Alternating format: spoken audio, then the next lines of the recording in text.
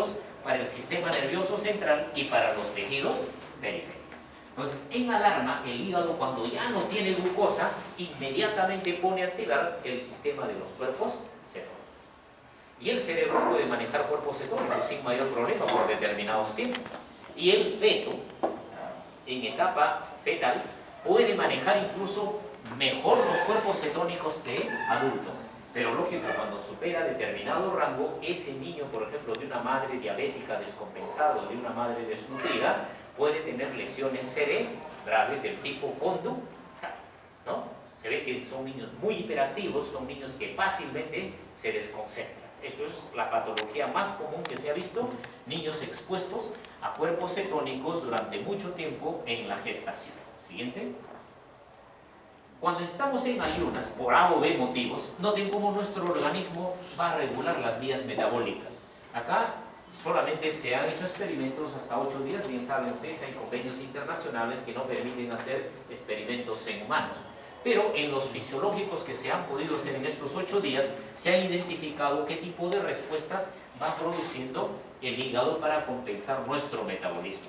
A las finales pueden observar ustedes que todas las curvas nos llevan como lo son en los cuerpos cetónicos, que acabamos de conversar. Se elevan de 20 hasta 40 veces al 8º día. La glucosa va a bajar hasta el tercio a nivel sérico y los ácidos grasos van a subir en 10. Son las respuestas metabólicas adaptativas del hígado a procesos de inanición. Estos estudios en animales se han hecho con mayor tiempo, lógicamente, pero se traspolan hasta los 8 días en seres humanos. Siguiente. Cuando ingerimos o nosotros damos cualquier medicamento, al hígado le interesa de que el medicamento sea A, tipo B o tipo C. No hay otro medicamento. Y tiene 2 fases para eliminar estos medicamentos. Fase 1, fase 2. En la fase 1, citocromo B450. En la fase 2, conjugación. La droga A que ingresa a la fase 2 a conjugación, se elimina la bilis o el plasma, no le hace daño al hígado. Tranquilito, no hay riesgo. La droga B parcialmente se metaboliza en la fase 1. Ese metabolito va a la conjugación y en fase 2 plasma a la bilis, un riesgo intermedio de daño hepático. La droga C se metaboliza totalmente en la fase 1 por el citocromo P450 y luego pasa al plasma o a la bilis. Esta droga C que se va a metabolizar en el citocromo P450 es de altísimo riesgo. ¿Por qué? Siguiente. Porque el citocromo P450 tiene una gran variabilidad. Noten que hay 25 isoenzimas humanas. Entonces, son 25 formas diferentes que puede reaccionar ese mismo individuo al medicamento. De ahí de que muchas veces un medicamento sea impredecible hasta la actualidad cuando se metaboliza. ¿Okay? Siguiente. Y cuando se ingresa a la fase 1, noten, hay oxidación, hay hidrólisis, hay reducción, hay sulfóxidos, hay epóxidos, se forman sustancias radicales de oxígeno, hidracinas, que cuando están en exceso pueden hacer daño al hígado. Y el hígado, la fase 2, tiene gran cantidad de reacciones, metilaciones, acidaciones, etc., para poder manejar diferentes medicamentos. Por eso, todo medicamento que vamos a recetar siempre hay que leer cómo se metaboliza en el hígado. Fase 1, fase 2. ¿Okay? Y no dar 2 medicamentos que se vayan, por ejemplo, a la fase 1, porque el riesgo va a ser mayor. O advertir al paciente, señor, si usted comienza a sentir estos síntomas, inmediatamente comunica, si no puede comunicarse, se va a un servicio de emergencia. ¿Por qué? Porque lamentablemente tiene que usar estos 2 medicamentos que le pueden hacer daño a su hígado. Si se advierte al paciente, el paciente no va a tener forma de quejarse. Pero si no se lo hemos advertido, ¿qué decir el paciente? El doctor nunca me dijo que iba a ocurrir esto, ¿no? Y comienza la prensa a venírsenos encima o no. Pero si desde el inicio uno le dice, paciente, esté educado, señor, ¿quiere recibir estos medicamentos o no? ¿No quiere? Firme su desistimiento. Pero está advertido usted lo que le puede ocurrir. ¿Okay? ¿Lo vamos a ayudar cuando reacciona? Sí, hay formas recuperables y hay formas no recuperables. Entonces, con el paciente siempre hay que hacer un poco de docencia. Y a veces ahí es donde nos ganamos problemas innecesarios, por no abrir simplemente la boca. En Estados Unidos muchos médicos se ahorran, le dicen, señor, yo lo voy a operar del apendicitis, son dos cosas, puede salir, no se puede morir, ¿quiere que lo opere o no? Y se acabó el asunto. Firme, y listo. Pero doctor, ¿cómo me puede morir? Usted se puede morir por la anestesia, se puede morir por esto, por lo otro. ¿De qué lo podemos salvar? De esto lo podemos salvar, de esto, pero de esto ya no. ¿Ok? Es alérgico al anestésico, eso no se puede predecir, se puede morir en sano. Familiares están ocurridos. ¿Quieren que lo opere? Sí, ya. Entonces, responsabilidad compartida. Es así, lamentablemente. Cuando viajamos en un avión, subliminalmente, señor, ¿tiene su seguro de viaje, seguro de vida? Y es una forma que nos está diciendo, se cae el avión, te moriste y no nos interesa y tienes tu seguro. Alguien protesta, dice, no, yo no quiero viajar. No, viajamos con el riesgo encima. ¿Ok? No, pero doctor, la tecnología, un momentito. La tecnología tiene límites. ¿Cuántas veces explosionó el Challenger? 2 veces. ¿Cuántas computadoras? Más de 2000 computadoras, entre comillas, los mejores genios del mundo. ¿Hubo seguridad? No. ¿Fue una vez? No, fueron 2 veces. Así que nadie podemos dar seguridad. Es una profesión de riesgo y tenemos que saber valorizar, porque nuestra profesión, lamentablemente la prensa a veces nos da con palo por cosas innecesarias, ¿no? Exageran, tergiversan por no hablar. Estudiando, por ejemplo, es bien sencillo.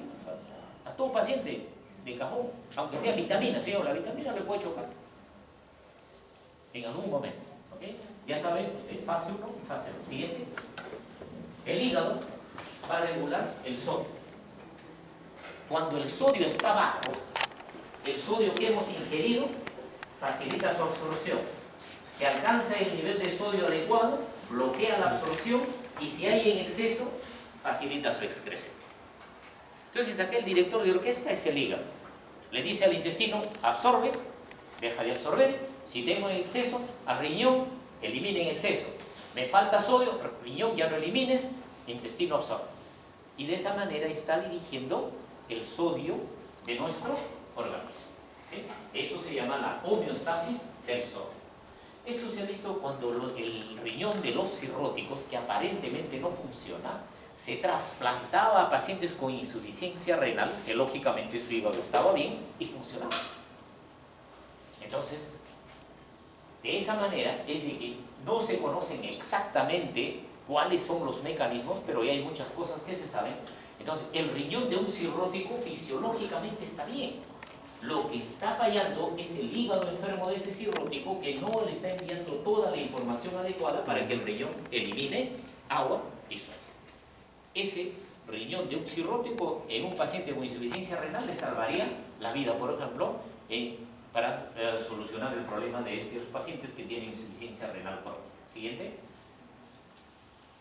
Las células estrelladas. Estas células estrelladas antes no se le daba mucha importancia y se pensaban que estaban de adorno y tienen muchas funciones. Tienen funciones para almacenar vitamina, remodelan toda la matriz extracelular, van a regular los colágenos que hay en nuestro organismo, van a regular todas las metaloproteínas y también van a sintetizar inhibidores de estas metaloproteínas. Entonces, es un trabajo muy fino que hacen estas células estrelladas. Por ello, cuando consumimos mucha vitamina A, podemos dañar a estas células de ahí. Y muchos casos de intoxicación excesiva por consumo de vitamina A pueden terminar también en cirrosis. ¿Okay? Siguiente.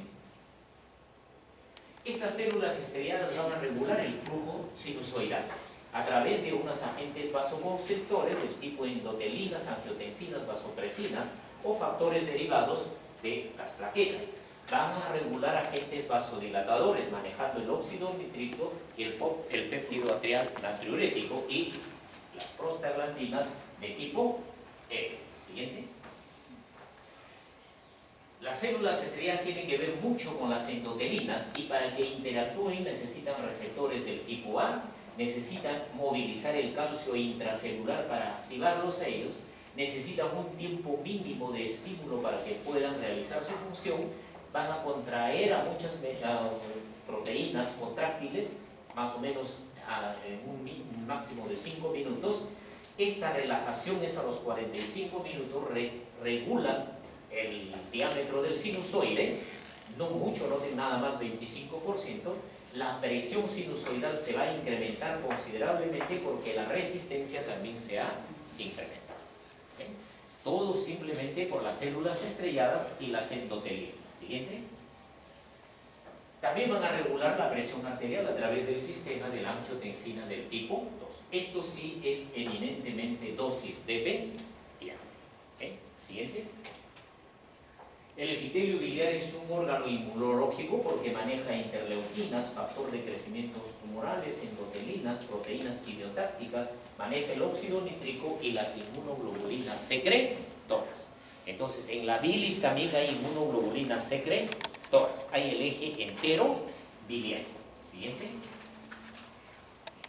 El hígado podemos estudiar con marcadores bioquímicos. Ahí tenemos la TGO, la TGP, fosfatasa algalina, la gamma-glutamil transpeptidasa, la 5-nucleotidasa, bilirrubina, tiempo de protrombina y la albúmina. Esos son los elementos que podemos evaluar fisiológicamente cómo está el hígado. Siguiente. ¿Qué nos van a indicar?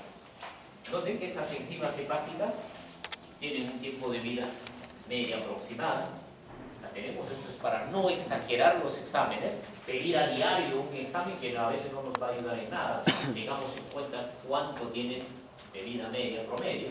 Siguiente. Las transaminasas nos van a indicar que hay necrosis hepatocelular. Características. Acá tenemos las características de estas transaminasas. Algunas están más en hígado, otras están en hígado y en otros órganos. Siguiente. Nuevamente, hay marcadores de hepatocelular, es más específico, la TGP, y nos va a indicar lesión superficial y difusa. Entonces, la TGO es menos específica y la TGP es más específica de lesión hepatocelular. Siguiente. Estas son las características de cada una de ellas. El nivel sérico, así, individual, no nos permite hacer una afirmación. ¿Por qué? No, pueden ser normales o casi normales en una cirrosis hepática. Ahí no se les va a ocurrir a un paciente cirrótico y decir, yo ya no su hígado ya no está inflamado, ya volvió a la normalidad sus transaminasas.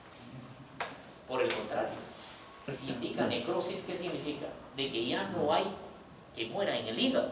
Por eso las transaminasas de que estaban altas comenzaron a bajar, se normalizaron y después incluso van a ser deficientes en las fases avanzadas. Entonces, hay que analizar en el contexto. El valor cuantitativo no nos indica de que esté bien la función hepática.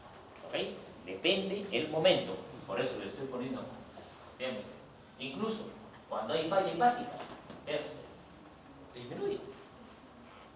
Y podemos decir, no, está normal, no hay ningún problema en el hígado. No. Si estamos frente a una falla hepática y bajó, esos pronósticos pésimos. Es pésimo. Sigue. Las transaminasas no son marcadores de reserva funcional hepática, por eso no nos indica nada de ello. ¿Cómo evaluamos la reserva funcional? Analizamos los niveles de bilirrubina, albúmina y tiempo de protrombina. Ellos sí nos pueden decir cuánto le queda de reserva hepática. Siguiente.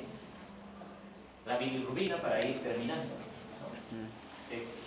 de Pigmento, que hasta le han escrito una canción famosa, bien conocen ustedes. ¿Okay? ¿Sí? Estos son pequeños tips. Cuánto se produce de hemoglobina relacionada a la bilirrubina, cómo se recambia la hemoglobina diario en un individuo de 70 años, no, perdón, 70 kilos. Siguiente. ¿Qué es el individuo fisiológico? ¿No? 70 kilos el promedio. A ver.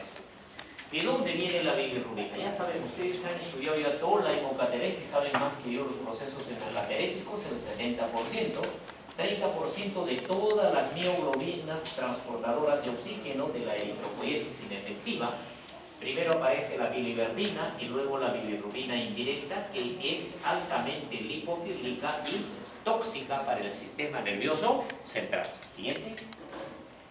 Viene del, recuerden, que es un anillo cíclico, luego se abre este anillo y se transforma en la bilirrubina indirecta. Siguiente. Esa bilirrubina indirecta, como es tóxica para el sistema nervioso, en el plasma sanguíneo se une a la albúmina y se une al HDL. De esta manera disminuyen su neurotoxicidad. Lo llevan hasta el hepatocito, y este es el hepatocito, que tiene sus transportadores de bilirrubina, jala la bilirrubina indirecta, queda libre el HDL, queda libre la albúmina. La bilirrubina indirecta va a transportarse por las ligandinas Y y Z. Se une a la ligandina Y y Z, la bilirrubina indirecta, y lo lleva al retículo endoplásmico liso, donde se realiza la conjugación con el ácido glucuronil transferasa, y luego se excreta, se monoglucuroniza o se diglucuroniza la bilirrubina, se excreta la bilis y de acá se va al intestino. Siguiente, ¿qué sigue de acá? Llega a nivel del intestino, se desconjuga por las bacterias la bilirrubina, se transforma en urobilinógeno, parte del urobilinógeno se reabsorbe, entra a la circulación enterohepática, parte del urobilinógeno va a ser la estercobilina fecal, que se elimina a diario de 125 a 130. Este urobilinógeno que se ha transformado en la estercobilina es el que le da el color a las heces.